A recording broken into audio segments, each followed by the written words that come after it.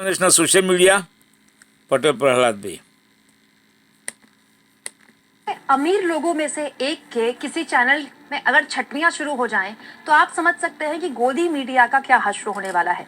वैसे गोदी मीडिया ने अपनी लंका खुद लगाई, क्यों लगाई इसके बारे में भी हम बहुत बातें कर चुके हैं, लेकिन अब जो खबर आई है दोस्तों वो ये बताती है कि न्यूज चैनल्स में जो बड़े बड़े हैं उनकी भी हालत बड़ी पतली है। दोस्तों गौतम अडानी ने अभी रिसेंटली कुछ वक्त पहले ही एनडीटीवी खरीदा है। सब जानते हैं कि एनडीटीवी को किन हालातों में खरीदा गया। एनडीटीवी खरीदा गया उससे पहले ही एनडीटीवी से रवीश कुमार सहित बहुत से वरिष्ठ पत्रकारों ने नौकरी छोड़ दी, लेकिन एनडीटीवी उसके बाद वैसी ही खबरें दिखाने लगा जैसे बाकी न्यूज चैनल्स दिखाते हैं। लेकिन अब जो जानकारी एनडीटीवी के लिए निकल कर आई है वो ये बताती है दोस्तों कि इतना बड़ा ब्रांड होने के बावजूद भी आपकी नौकरी इस चैनल में, किसी भी चैनल में पक्की होगी इसकी कोई गारंटी नहीं है। दोस्तों एनडीटीवी को लेकर भड़ास फॉर मीडिया की ये खबर अब चर्चा का विषय बनी हुई है। दरअसल ये खबर मेरे हवाले से नहीं है, भड़ास फॉर मीडिया के हवाले से है। भड़ास फॉर मीडिया एक वेबसाइट है जो न्यूज चैनल्स के अंदर या फिर पत्रकारों के बीच में क्या खबरें चल रही है वो खबर बताती है। यानी आप अगर न्यूज चैनल्स में या अखबारों के अंदर क्या चल रहा है खबरें जानना चाहते हैं तो आप इस वेबसाइट को फॉलो कर सकते हैं। इस वेबसाइट के मुताबिक एनडीटीवी में 200 से ज्यादा कर्मचारियों पर अब तलवार लटकी हुई है कि उनकी नौकरी बचेगी कि नहीं बचेगी, और बकायदा 30 जून तक परफॉर्मेंस इंप्रूवमेंट का सबको नोटिस थमा दिया गया है। 200 आप समझ रहे हैं दोस्तों, 200 केवल यहाँ पर एम्प्लॉइज नहीं है, 200 परिवार समझिए, क्योंकि हर एक एम्प्लॉय से सैलरी जो उसको मिलती है संस्थान से उसका घर चलता है। दोस्तों according to Bhadas for media, Bhadas for media ने खबर छापी है कि एनडीटीवी लिमिटेड के डायरेक्टर और एएमजी मीडिया के सीईओ और editor in chief Sanjay Pugalia ने कहा है कि हम आपके प्रयासों और योगदान को पहचानते हैं, लेकिन ये देखा गया है कि कुछ क्षेत्रों में प्रदर्शन अपेक्षित मानकों पर खरा नहीं उतरा है। और इसके अलावा आप कह सकते हैं कि संस्थान ने इन 200 लोगों से कहा है कि हम आपको जून तक का वक्त देते हैं और आप खुद अपनी परफॉर्मेंस को इवैल्यूएट कीजिए, उसके बाद हो सकता है कि कोई एक्शन हो जाए।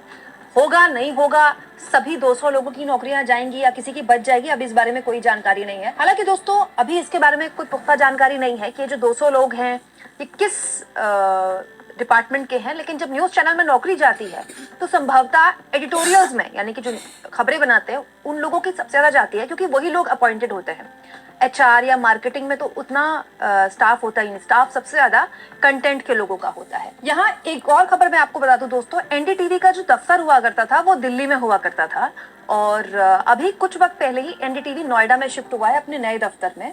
और न्यूज चैनल में नए दफ्तर में शिफ्ट होना एक बहुत ही भारी भरकम खर्चे वाला काम है, और नया स्टूडियो, चकाचक स्टूडियो बनाया गया एनडीटीवी का, और जितने भी नए लोग यहाँ पर जुड़े हैं वो उसी कलेवर और तेवर के साथ Ever wondered what your है, रिपोर्टिंग करते हैं, खबरें दिखाते हैं जैसा कि बाकी चैनल्स में दिखाया जाता है। हालांकि ये भी सच्चाई है दोस्तों कि एनडीटीवी जो टीआरपी के मामले में बहुत पीछे है।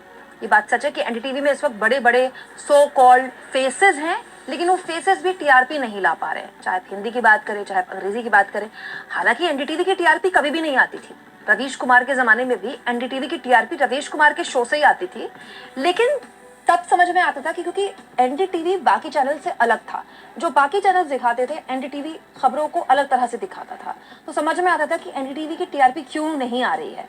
और उस वक्त प्रणय रॉय के हाथ में एनडीटीवी की कमान थी और प्रणय रॉय ने कभी टीआरपी को तवज्जो भी नहीं दी। प्रणय रॉय अपनी पत्रकारिता चैनल के जरिए वैसे ही करते रहे जैसा जिसके लिए वो जाने जाते रहे हैं दशकों तक, लेकिन वक्त के साथ साथ एनडीटीवी बदला, एनडीटीवी के मालिक बदले, एनडीटीवी को अडानी ने खरीदा, और उसके बाद एनडीटीवी में बीजेपी के प्रवक्ताओं का आना शुरू हो गया, जो कि लगभग बंद हो चुका था जब रवीश कुमार एनडीटीवी में थे। और उसके बाद एनडीटीवी बिल्कुल बाकी चैनल्स की तरह हो गया जैसा कि बाकी चैनल्स में खबरें दिखती हैं, लेकिन उसके बावजूद भी एनडीटीवी की टीआरपी नहीं आई। ये तब है दोस्तों जब एनडीटीवी में अभी लगातार लोग आए हैं, बहुत से लोगों ने एनडीटीवी ज्वाइन किया है और बहुत भारी भरकम सैलरी में ज्वाइन किया है, लेकिन ऐसा लगता है कि गौतम अडानी के चैनल खरीदने के बाद भी और नए लोगों को नौकरी देने के बाद भी एडिटोरियल में एनडीटीवी के कंटेंट में कोई धार, कोई तेजी नहीं आई है। अब कंटेंट में तेजी कैसे आएगी? कंपटीशन भी तो देखिए ना, अर्नब गोस्वामी जैसे लोगों से है, ऐसे ऐसे चैनल से है जो साल के 365 दिन युद्ध मोड में रहते हैं। खैर दोस्तों एनडीटीवी का आगे क्या होगा ये तो भगवान ही जाने, क्योंकि गोदी मीडिया का आगे क्या होगा ये भी हम नहीं जानते हैं, क्योंकि दोस्तों एनडीटीवी से ही इस तरह की खबरें नहीं आ रही हैं। हाल के दिनों में ऐसी कई चैनल्स की खबरें मैं आपको दिखा चुकी हूँ जहां पर या तो चैनल्स के बंद होने की खबरें आई हैं या फिर बड़े स्तर पर वहां पर छटनी की खबरें आई हैं। न्यूज नेशन नाम का भी एक चैनल हुआ करता है, वहां भी बड़े स्तर में छटनी की खबरें आई हैं। एबीपी न्यूज भी बड़े स्तर पर छटनी की खबरें आई हैं। बहुत से ऐसे चैनल्स हैं जिनमें लगातार छटनी की खबरें आ रही हैं।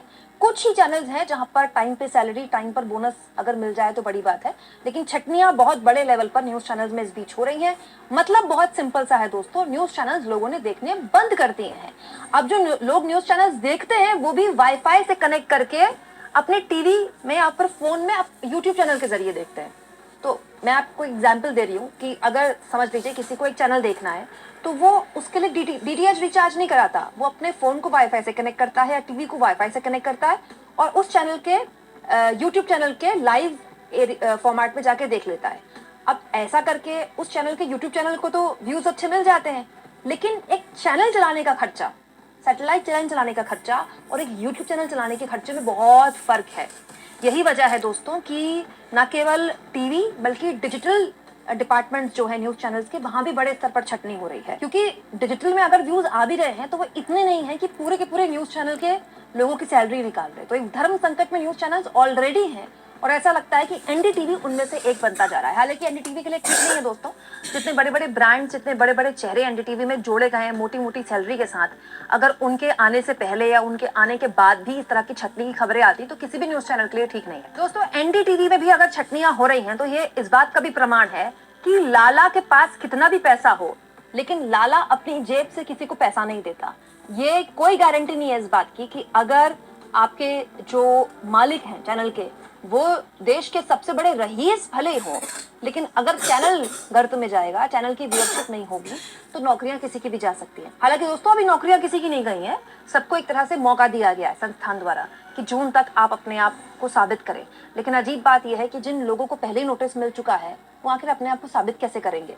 अब हम तो यही उम्मीद करते हैं दोस्तों कि सबकी नौकरी बच जाए, क्योंकि देखिए चैनल वालों से हमारी कोई शिकायतें हो सकती हैं, लेकिन एक न्यूज़ चैनल में जो एक आम प्रोड्यूसर, एक आम कैमरा पर्सन, एक आम रिपोर्टर काम करता है, सबके घर के खर्चे, बच्चों की स्कूल की फीस इस सैलरी से चलती है। तो एक टीवी की पत्रकार रही हूँ इतने साल से, तो मेरा सच बताऊं दिल दुखता है अगर किसी भी टीवी चैनल के बंद होने की या नौकरी जाने की खबरें आती हैं कहीं भी। तो दोस्तों